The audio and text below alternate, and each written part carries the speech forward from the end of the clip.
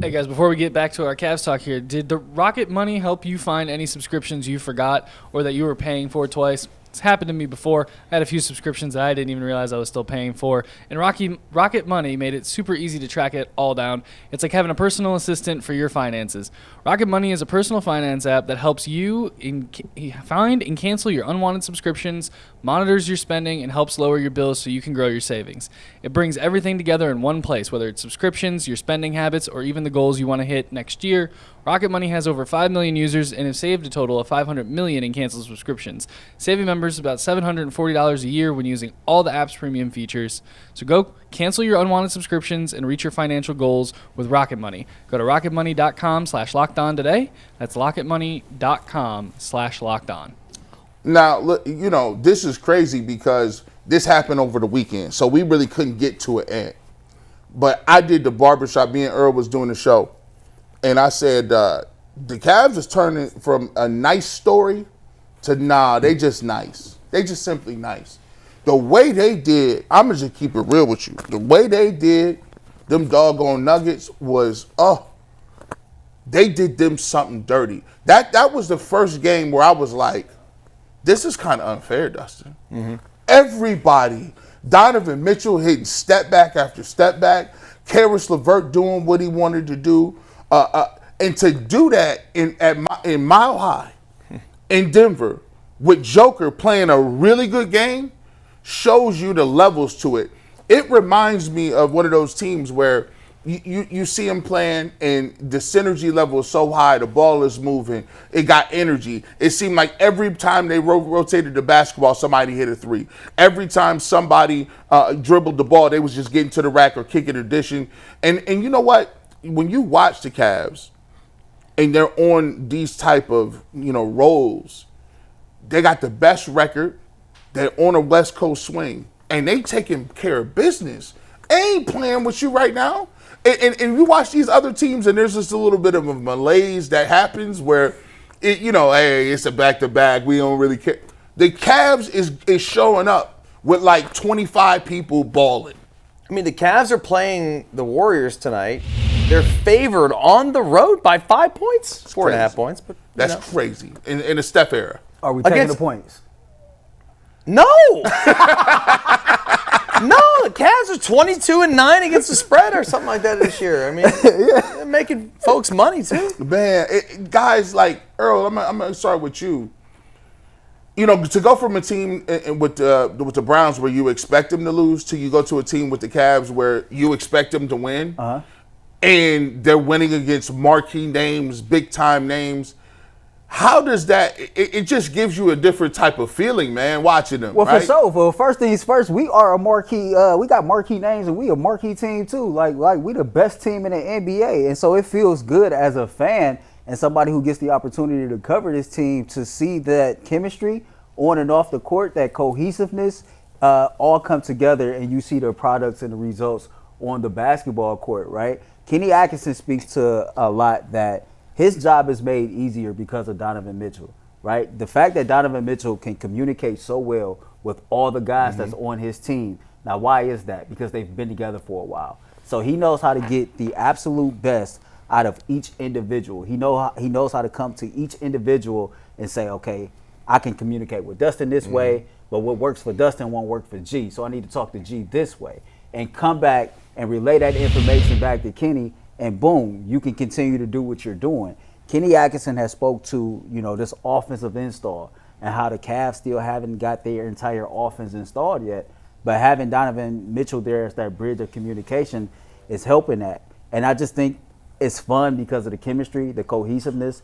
This is a team that's been battle tested together. Yeah. They've had a lot of hardships together, and now they're having success together. And when you run a system, Dustin, to me, that includes everybody, it's making basketball fun for everybody. And so psychologically, everybody is always locked in. Everybody is always ready to go. Yeah. And my last point on that is, G talked about how hard they play every single game. The NBA season is a marathon, it's not a sprint. And we used to have conversations before about how the Cavs might burn themselves out before they get to the playoffs. But I think the mentality of this team is different.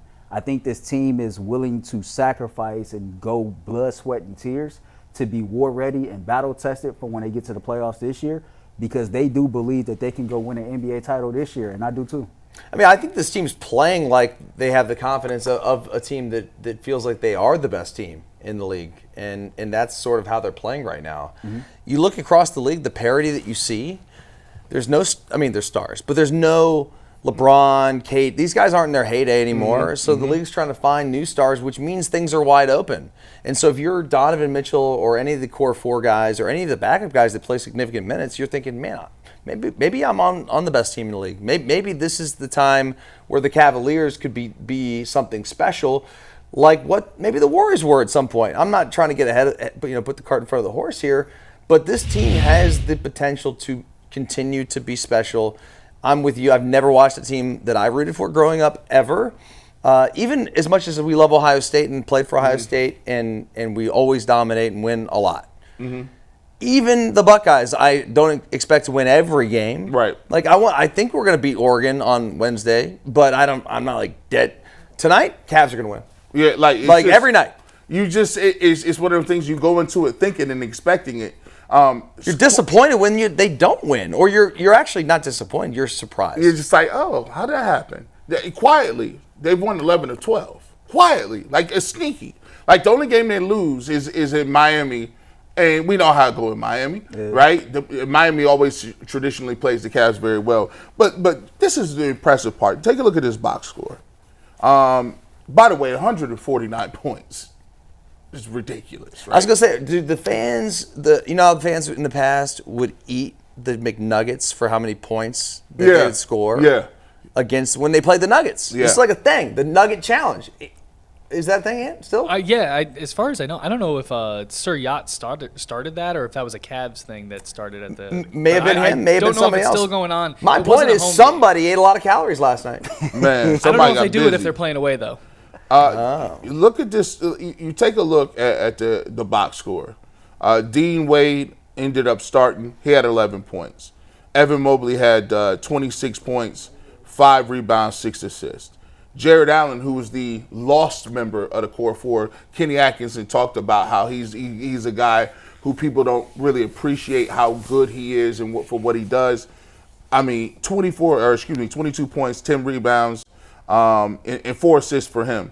Darius Garland, who I think is, to me, the X factor. I know that Evan Mobley, I think Evan Mobley probably is their second best player, but Darius Garland is a guy that I always look at the box score to figure out how aggressive he was. Take a look at this. 25 points, 7 assists, and he was only 2 of 8 from 3, but the fact that he kept shooting, I like when he's aggressive. And then Donovan Mitchell, 33 points, 6 assists, 5 rebounds, went 6 of 12 from the 3-point line. And you still had Karis LeVert with 13 off the bench. Sam Merrill with 9 points, hitting 3 3-pointers.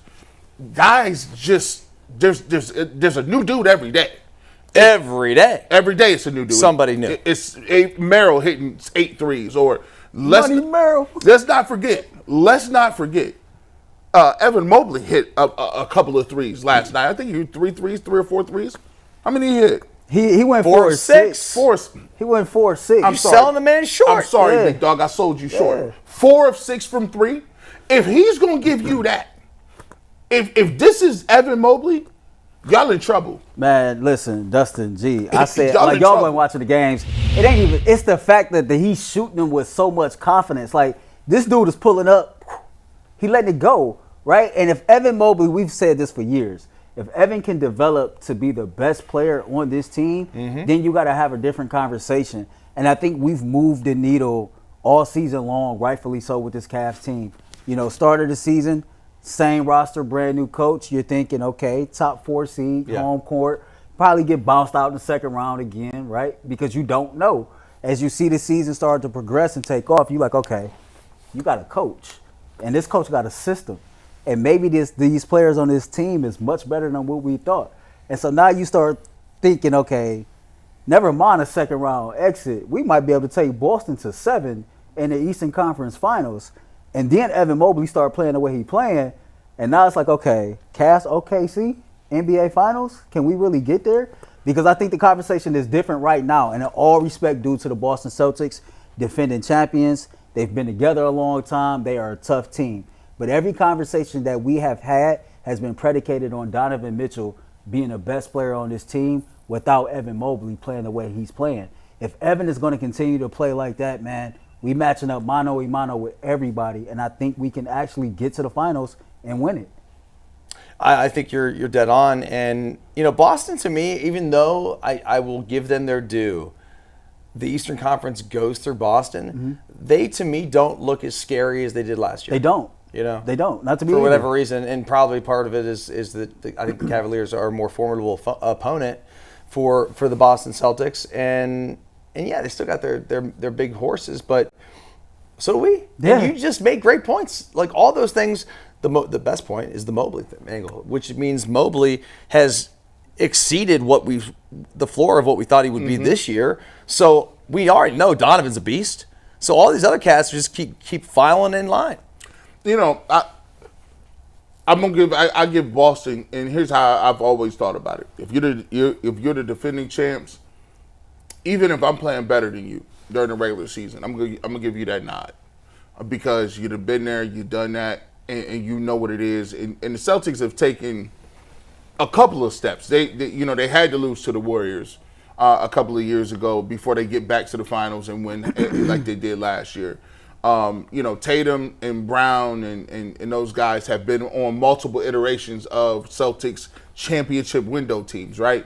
So I'm gonna give them that benefit of the doubt. But I will say this: if I'm the Celtics, I don't really want no parts of the Cavs because I've seen this happen before with the old Celtics teams where you had KG, you had Ray Allen, Paul Pierce. They won one championship.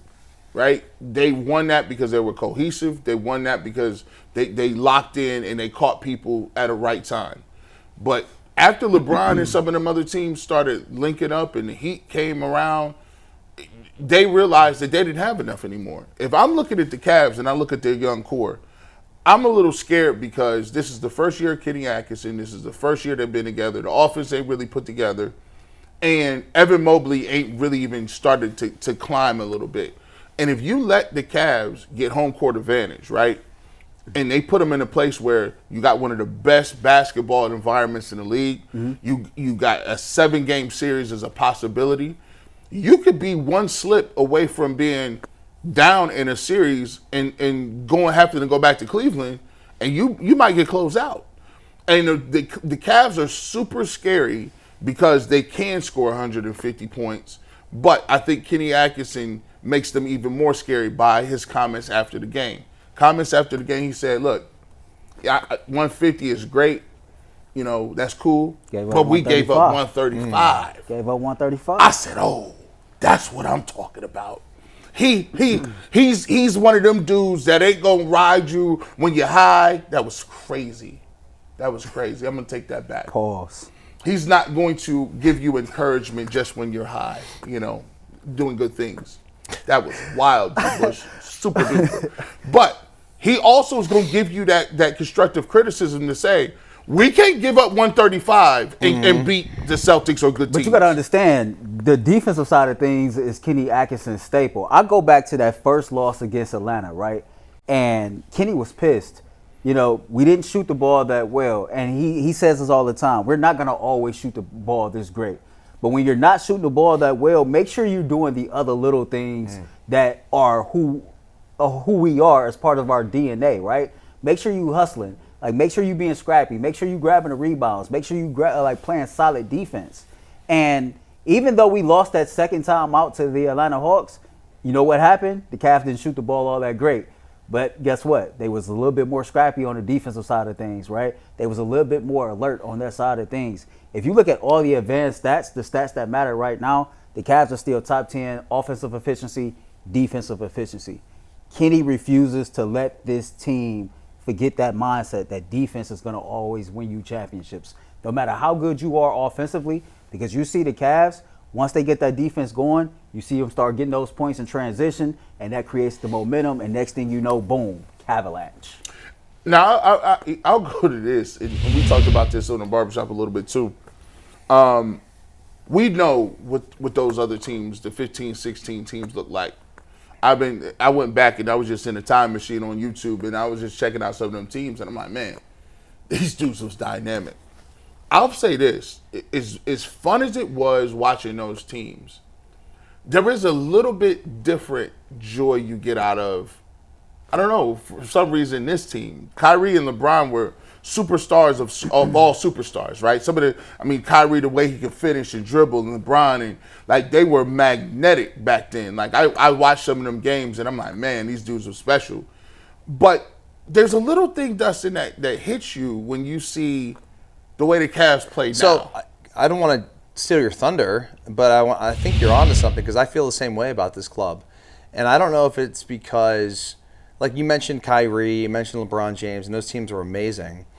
But there was always something about those teams, I think, that held them back a little bit. Mm-hmm. And frankly, it was ego. Yeah. And I don't think this team has the ego because they've got stars, but they don't have those guys that are those next level, global stars. Yeah, you know what I mean? Like Kyrie and LeBron, like two of the most polarizing guys on the planet playing sports on the same team in Cleveland, Ohio, of all places. So right. There was always like something about that team that made them, I don't want to say unlikable, but you know what I mean? Something that just was just not all quite like, I'm not all in on this team. The Cavaliers, for whatever reason, are playing the game pure. They don't seem like they have egos. They seem like they all genuinely care about each other and care about winning, and you're seeing the results. Yeah, I think I would describe it earlier as a friction. And that friction can either be good or because it can start a fire, but fires is kind of hard to put out. And essentially, the fire caught the roster on fire because, guys wanted to leave. I think Dustin just hit it very well. You go back to those Cavs teams that had LeBron and Kyrie, there was a lot of ego, right? LeBron is LeBron, mm-hmm. right? And then at that time, Kyrie was really feeling some type of way. Yeah. He thought he was going to be the man here in Cleveland, and boom, LeBron showed back up, and now you second fiddle again. There used to be rumors that, it was Kyrie and Iman Shumpert, right? Outside of that, Kyrie really didn't hang. Mm-hmm. He didn't mesh too well with people. To your point, Dustin, and I know this to be fact, this is real. That chemistry with this current Cavs team, on and off the court, is very real. The last game the Cavs played before they hit the road, I think we played Utah. And it was right before Christmas. Everybody was getting ready to go home. In the locker room after the game, we're interviewing with Darius Garland. And Donovan Mitchell is over at his locker. He won't shut up. Every time we ask Darius something, he just cracking jokes, right? Just cracking jokes the whole time. And so Darius get the cracking jokes back, and, it's a big laugh at the end. It's like this after every single game in that locker room, right? And Kenny speaks to this all the time. That one of the biggest things he learned from Steve Kerr, who then played with Michael Jordan, right, who then played with Tim Duncan, who then helped coach the Spurs, and who then won championships with the Warriors, is you got to learn how to manage stars and personalities. And creating chemistry off the court is just as important as creating chemistry on the court. And I think the fact that this team really have that chemistry and it's authentic plays a huge role into why they're having the success that they're having.